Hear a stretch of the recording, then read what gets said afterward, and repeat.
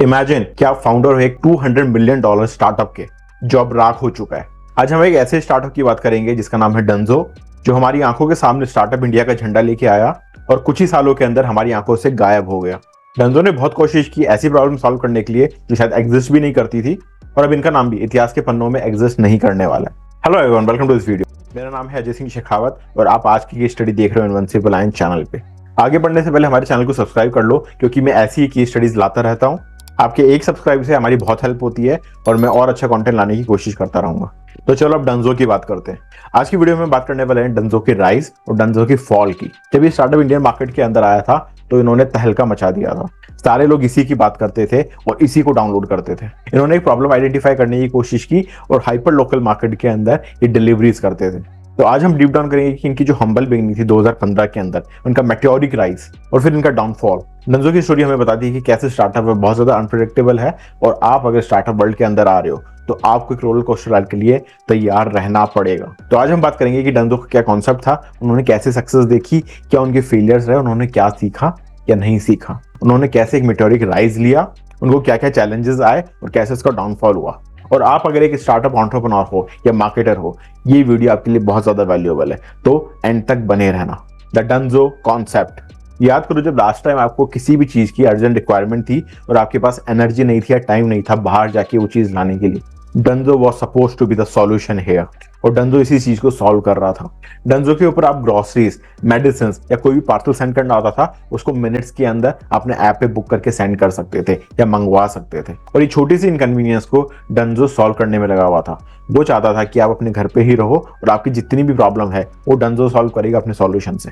और डंजो के delivery solution इसलिए भी इतने ज्यादा इंपॉर्टेंट हो जाते हैं क्योंकि आप एक बंदा नहीं रख सकते अपना सारा काम करने के लिए जो सुबह शाम आपके लिए भागता रहे। और सिर्फ डंजो एक छोटी सी फी लेके आपकी इनकन्वीनियंस को दूर कर रहा था। The early success of Dunzo. Dunzo का जो अर्ली ग्रोथ और एक्सपेंशन था वो फ्यूल हुआ उनके फंडिंग पार्टनर से, जिन्होंने उनको बहुत ज्यादा फंडिंग दी और स्केल करने में हेल्प की। और डंजो का अडॉप्शन भी बहुत तेजी से बढ़ रहा था, क्योंकि एक मेट्रोपॉलिटन सिटी के अंदर या तो लोगों के पास टाइम नहीं होता है या लोग बहुत ज्यादा लेजी रहते हैं। और इन दोनों का सॉल्यूशन है आपके मोबाइल के अंदर एक ऐप जो आपको डिलीवरी आपके डोर स्टेप तक पहुंचाएगी। डंजो ने अपनी लाइफ टाइम के अंदर $116 मिलियन की फंडिंग उठाई थी। अब आप मुझे कमेंट्स के अंदर बताओ कि इतना डंजो में क्या अपीलिंग था कि $116 मिलियन की फंडिंग इस स्टार्टअप को की गई, जिसका मार्केट ही सिर्फ मेट्रोपॉलिटन सिटी था और इनकी जो ग्रोथ है वो भी मेट्रोपॉलिटन सिटी में ही देखी गई थी। डंजो ऐप का अडॉप्शन बहुत ज्यादा कम था सेकंड टायर और थर्ड टायर सिटी के अंदर। और यहाँ पे ये भी क्वेश्चन उठता है कि इन लोगों ने पिवट क्यों नहीं किया, सिर्फ हाइपर लोकल डिलीवरी को लेके ही क्यों फोकस रहे। ये पूरे के पूरे डिलीवरी सिस्टम में घुस सकते थे और वहां पे ऑप्टिमाइज कर सकते थे बहुत सारी चीजों को। अगर आपने कभी डंजो का यूज किया है तो कमेंट में बताओ कि आपका एक्सपीरियंस कैसा रहा और क्या उनकी सर्विसेज के लिए पे करना वर्थ इट था। अब डंजो के साथ जो हुआ वो हुआ, लेकिन एक बार हम बात कर लेते हैं कि ऐसे क्या क्या चैलेंजेस थे जो डंजो ने फेस किए। और आपको ऐसा स्टार्टअप शुरू करने से पहले एक स्वॉट एनालिसिस कर लेनी चाहिए।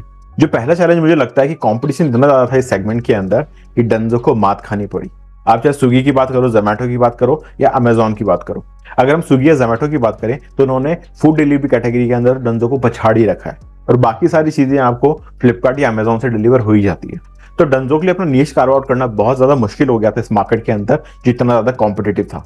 दूसरा फैक्टर था कि ऑपरेशनल कॉस्ट बहुत ज्यादा था इस बिजनेस के अंदर और इनके जो मार्जिन थे हाइपर लोकल डिलीवरी में बहुत कम थे। तो आपको दिन की लाखों करोड़ों डिलीवरीज करनी पड़ेगी कुछ चिल्लर बनाने के लिए। अब आप सिर्फ मेट्रोपॉलिटन टारगेट कर रहे हो, आप दूसरे को तो टारगेट कर ही नहीं सकते हो। और यहीं पे मात खाई डंजो ने। तो डंजो का रेवेन्यू अप्रोक्सीमेटली 2000 करोड़ से ऊपर पहुंच गया था FY23 में, जो सिर्फ 531 था FY22 में। लेकिन इनकी लॉसेस भी 464 करोड़ थे FY23 के अंदर। तो आपने रेवेन्यू का कितना ही बड़ा जंप किया हो, लेकिन अगर आपके लॉसेस बढ़ रहे हैं तो नेक्स्ट फंडिंग नहीं मिलेगी और लॉस करने वाली कंपनी ज्यादा देर तक फंडिंग के बिना टिक नहीं सकती। आप कमेंट्स में बताइए एक हाइपर लोकल डिलीवरी कभी भी काम कर पाएगी इंडियन मार्केट के अंदर। Let's take a moment and बात करते हैं कबीर बिस्वा की, जो फाउंडर है डंजो के, जिन्होंने अपने थॉट शेयर किए कंपनी के डाउनफॉल के ऊपर।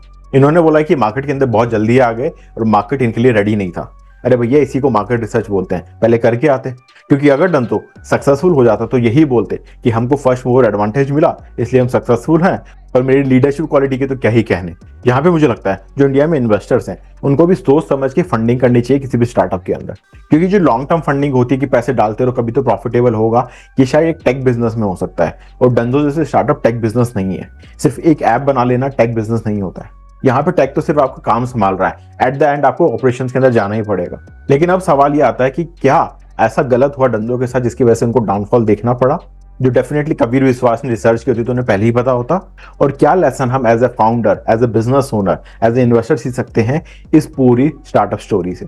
तो जो सबसे बड़ा रीजन था वो पहले ही बता चुका हूं कि इनको फंडिंग क्रंच होने लगे थे और ये नेक्स्ट फंडिंग उठा नहीं पा रहे थे, क्योंकि अगली फंडिंग उठाने के लिए आपको अपनी टोपी किसी और पे पहनानी पड़ेगी और आगे वाले बंदे समझदार निकले। जो दूसरा रीजन था वो था mismanagement between the companies vision and market reality. और ये प्रॉब्लम तभी आती है जब आप ग्राउंड रियलिटी से डिस्कनेक्टेड रहते हो। भारत के अंदर 97% फंडिंग सिर्फ जो टॉप कॉलेज से ग्रेजुएट है उसी को मिलती है, या जिसने किसी बड़े कॉर्पोरेट में काम कर रखा उसको मिलती है। और यहाँ पे सबसे बड़ा चैलेंज ये आता है कि इनको ग्राउंड रियलिटी का बिल्कुल भी पता नहीं होता है। इनकी जो पढ़ाई थी और जो इन्होंने काम किया वो इन्होंने सिर्फ एक सेक्शन ऑफ बिजनेस संभाला, इनको A to Z of business नहीं पता था। और यहाँ पे इनको सबसे बड़ा चैलेंज देखने को मिलता है। और मेजोरिटी ऑफ इंडियन स्टार्टअप की तरह डंजो की भी आपको हेडलाइन पे हेडलाइन देखने को मिलेगी जहां पे इन्होंने लॉसेस पे लॉसेस दर्ज किए हैं। डंजो के फाउंडर्स को अपने आप से एक क्वेश्चन पूछना चाहिए था, क्या उनकी एक better planning, better strategy help कर सकती थी डंजो को? और क्या जिस प्रॉब्लम को पकड़ के उन्होंने काम करना शुरू किया, अगर वो प्रॉब्लम ही नहीं है तो क्या वो पिवट नहीं कर सकते थे? अब मैं बात करूंगा कि कौन कौन से लेसन है जो हम डंजो के डाउनफॉल से सीख सकते हैं। तो पहला है importance of adaptability and pivoting. आपको अगर समझ आता है कि जिस चीज पे आप काम कर रहे हो वो नहीं हो सकता है तो आपको पिवट करना पड़ेगा, अडेप्ट करना पड़ेगा अकॉर्डिंग टू मार्केट कंडीशंस। और अगर आप वो नहीं कर पाते हो तो आपके हाल भी डंजो जैसे हो जाएंगे।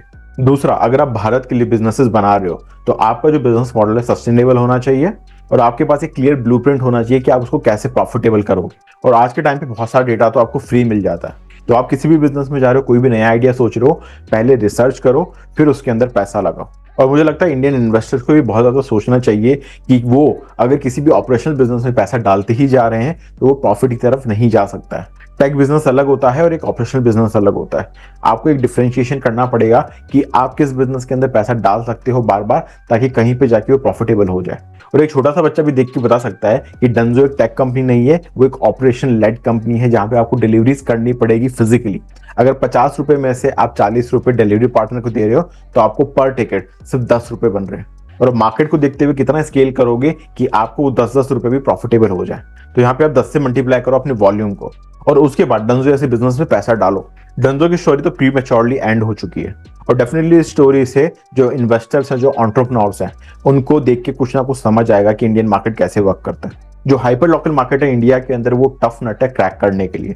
और डेफिनेटली आपका आइडिया कितना भी अच्छा हो, अगर वो एग्जीक्यूट अच्छी तरह नहीं हो रहा है तो वो फेल हो सकता है। अब हम डंजो को तो बाय बाय बोल देते हैं, लेकिन एज ए एंटरप्रेन्योर हमको ये समझना पड़ेगा कि आपका परसिवियरेंस, आपका फोकस, आपकी अडेप्टेबिलिटी और आपकी चाह आपके कस्टमर की प्रॉब्लम सॉल्व करने की, अगर आपके पास ये है तो आप एक सक्सेसफुल स्टार्टअप बना पाओगे।